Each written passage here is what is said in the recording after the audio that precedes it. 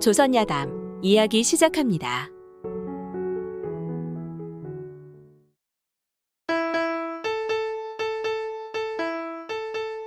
옛날 옛적 경기도 어느 고을에 김진사라는 사람이 있었습니다. 김진사의 집안은 대대로 벼슬도 많이 하고 재물도 많이 쌓은 양반 집안이었지요. 그러나 김진사에 대해 와서는 유난히 자식을 얻기가 힘이 들어 나이 40을 넘기고도 한참 뒤에 간신히 아들 하나를 얻었죠. 지금이야 나이 40이 젊은 나이지만 그 시절에는 꽤 많이 먹은 나이 아니었겠습니까? 김진사는 아들의 이름을 시문이라 짓고 금지옥 여부로 키웠습니다. 그런데 아들 시문이 7살이 되어 김진사가 가만히 생각해보니 서둘러 며느리를 봐 가문을 이을 손자를 빨리 보아야 죽어도 쉽게 눈을 감을 것 같았지요. 그래 그 어린 아들을 하루빨리 장가보내야겠다는 생각에 김진사는 매파들을 불러다 놓고 고을 일대에서 며느리감을 찾아오라 하였지요. 매파들은 이 고을 저 고을을 샅샅이 뒤졌지만 어린아이의 조언을 금지하는 나라의 명이 있어 신부감 찾기가 정말 어려웠습니다. 그러다 우연히 한 매파가 광주 지방에 아주 찢어지게 가난한 양반 집안의 여식이 있는데 혼기가 다 찼는데도 신랑감을 못 구하고 있는 걸 알고 접근하였지요. 아이고 마님 걱정 붙들어 매세요. 신랑이 조금 나이가 어린데 김진사의 집안이 어떤 집안입니까? 대대로 정승판서를 둘씩이나 배출하고 재물도 있을 만큼 있는데다 김진사 내외 또한 인품 좋기로 유명하지요. 아무리 그래도 신랑 나이가 7이면 우리 아기가 19인데 좀 그렇지 않겠어요?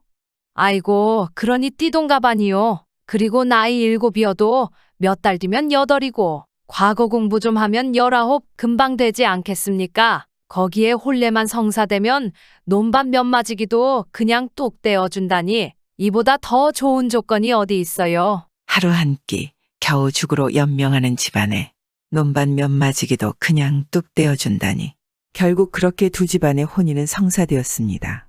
그리고 혼례 당일날 가마를 타고 신부 집에 장가들러 온 어린 신랑은 혼례를 마치고 신부와 한 방에 들었죠. 그런데 어린 신랑이 뭘 알겠습니까? 먼 길을 와 혼내다 뭐다 하루 종일 힘들었는지 어린 신랑은 자리에 눕자마자 깊은 잠이 들었죠. 그리고 이튿날 새벽 첫 달개 울음소리에 뜬 눈으로 밤을 지새운 신부는 밖으로 나가고 잠시 후 어린 신랑이 벌떡 일어났습니다. 아, 이걸 어쩐다. 이 무슨 망신인지. 어린 신랑이 벌떡 일어난 것은 이불에 오줌을 쌌기 때문이었지요. 이를 어쩐단 말입니까? 어린 신랑은 한참을 고민하다 마침 방 한쪽 구석에서 요강을 발견하더니 이불에 그것을 쏟아버렸죠.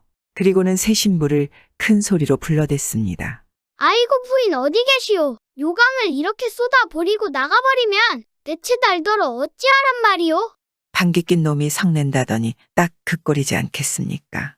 그렇게 위기를 넘긴 어린 신랑은 신부와 함께 신행길에 올라 패백을 마치고 사당에 고한 후 신혼생활을 시작하였지요. 그리고 신부는 3일 만에 부엌에 들어가 처음으로 식사를 차려 시아버지 앞에 가져다 놓고 시반을 섰습니다.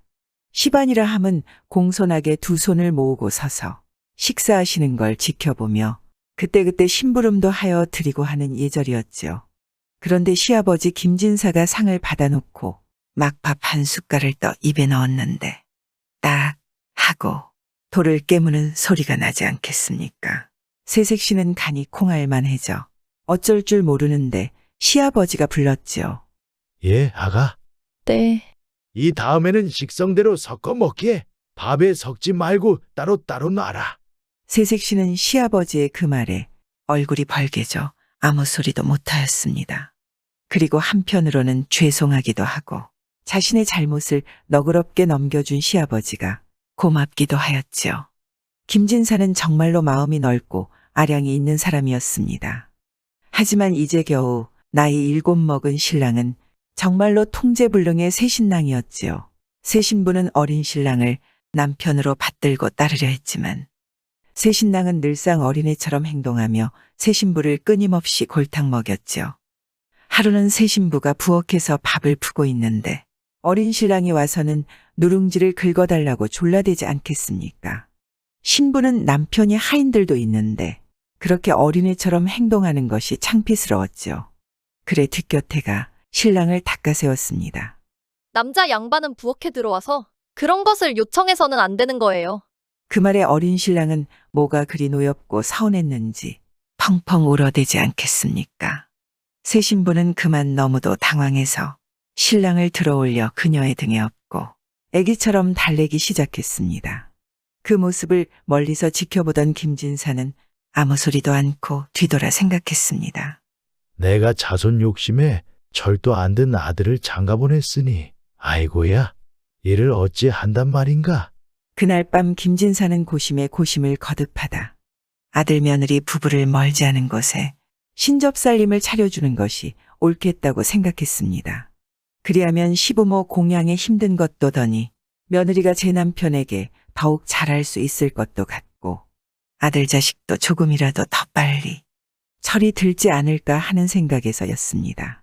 이튿날 아침 김진사는 어린 신랑과 신부를 불러앉혀 놓고 말했죠. 내 자손을 빨리 보고자 하는 욕심에 너희들의 혼인을 서둘렀는데 공연히 며느리만 힘들게 한 것도 같고 시문이 또한 부모 품에서 좀 떨어져 살아야 조금이라도 더 빨리 철이 들 것 같다는 생각이 들더구나.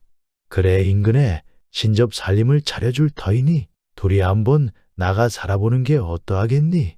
그 말에 며느리는 답을 못하고 있는데 어린 신랑은 뭐가 그리 신났는지 선뜻 그러겠노라 대답하지 않겠습니까? 나가서 살면 새색 씨가 집안일을 안 해도 되고 그러면 자기랑 더 놀아줄 것 같고 평소 듣던 부모님의 꾸지람도 듣지 않아도 될 것 같으니 마다할 이유가 없었겠죠. 며칠 후 김진사는 김진사의 집 바로 지척에 초가 한 칸을 얻어 아들 며느리의 신접살림을 차려주었습니다. 그래도 힘들게 얻은 아들 자식인데 가까이 살아야 언제든지 들여다볼 수 있지 않겠습니까? 따로 살림을 냈으니 어린 신랑은 처음에는 싱글벙글 좋았죠. 새색 씨도 아무리 좋은 시부모님 아래 살았지만 그래도 시집살이는 시집살이였는지 따로 사는 것이 좋은 것은 숨길 수 없는 듯 했습니다. 그런데 한 달, 두 달이 지나 살다 보니 이 어린 신랑이 얼마나 개구지고 성가시게 하는지 새색 씨는 참기가 힘든 지경이었지요. 참다 못한 색 씨는 누가 볼까 안 보이는 곳으로 가 어린 신랑을 혼내고 구박하기를 서슴지 않았습니다. 그러다 하루는 어린 신랑의 성화에 화가 난 색 씨는 어떻게 하면 버릇을 고치고 혼을 내줄까 하다 꾀를 냈습니다. 색 씨는 어린 신랑을 불러다 말했죠. 우리 서방님, 높은 곳 구경이나 한번 해보실려우? 높은 곳, 그곳이 어디요?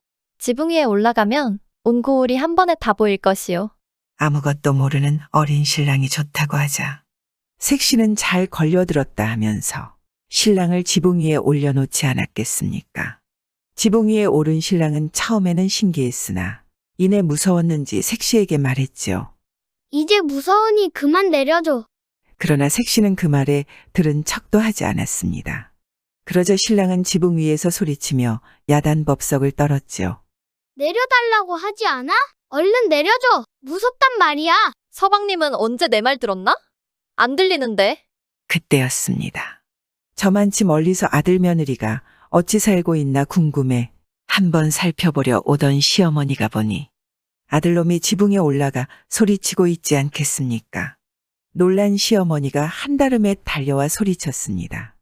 아니 대체 이게 무슨 일이니? 소식도 없이 방문한 시어머니를 본 며느리는 당황해 어찌할 바를 몰랐지요. 얼굴은 벌개지고 무슨 변명을 해야 하나 하고 있는데 어린 신랑이 대뜸 묻지 않겠습니까? 뭐 하고 있어? 어서 바늘을 올려줘야 박이 굳었는지 안 굳었는지 보지.